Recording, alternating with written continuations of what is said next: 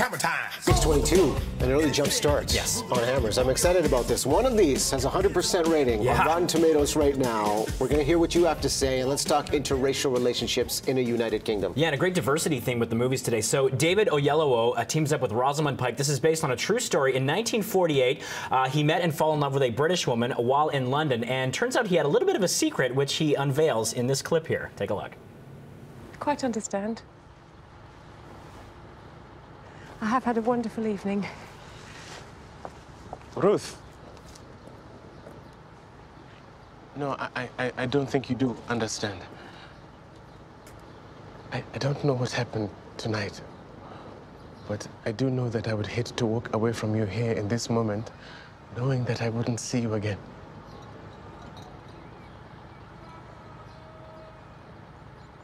Well, then you must.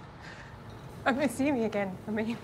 Well, he had me at hello. Yeah, there you go. The chemistry is palpable here, and they share some great romance on screen here. He tells her that he is, in fact, an African prince, and this sent shockwaves throughout many nations at a time when it was very, tumultuous in terms of international relations. So he took her back to Africa, and that caused a lot of furor and uproar in his native country as well. I mean, these days, if someone told you they were an African prince, you'd think it was some kind of email scam, but this was the real deal, and they were so good in the role here. However, the first half of the movie was so frantically edited and so chopped up that it felt that they really rushed to get to the midway point of the story. Thankfully, though, when you've got Pike and Oyelowo carrying a film, the results are tremendous here. Now, it does have that sort of bombastic quality to it where it's a bit of an Oscar bait type movie, but a handsome, majestic production and a fascinating story. I knew nothing about Seretse Khama, and it was a very dynamic and interesting point in the world and politics and things like that, and it's a great historical chapter to examine, and there's a lot of great scenery chewing courtesy of the actors here. However, I did feel like the direction was a little bit formulaic, and it was kind of a bit cliched when it comes to these kind of genre films. How many hammers? Still going to recommend it. I'm going to go 3 out of 5. 3 out of 5 is a good start for us.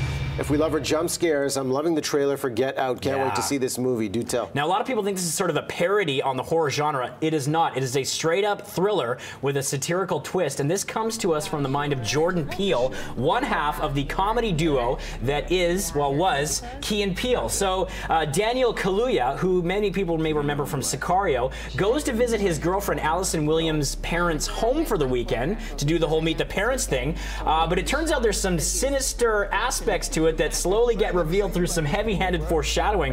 This is just a brilliant movie in terms of the wit, the satire it provides, and how it's definitely able to balance thriller elements with a little bit of horror and comedy peppered throughout. And Jordan Peele directs but also wrote the screenplay, and you can tell the actors are so on board with this material because it's such a refreshing original story. Jordan Peele stepping out of the full-out comedy genre.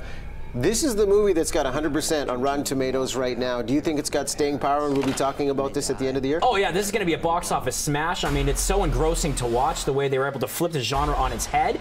And Jordan Peele showing that he's got a strong career ahead of him as a filmmaker. And you see Bradley Whitford there and Catherine Keener, sensational. Again, the cast is impeccable in this movie. So it's a delightfully twisted genre mashup with some razor-sharp social commentary. How many hammers? 4 out of 5. Oof. All right, we're not going to stop there.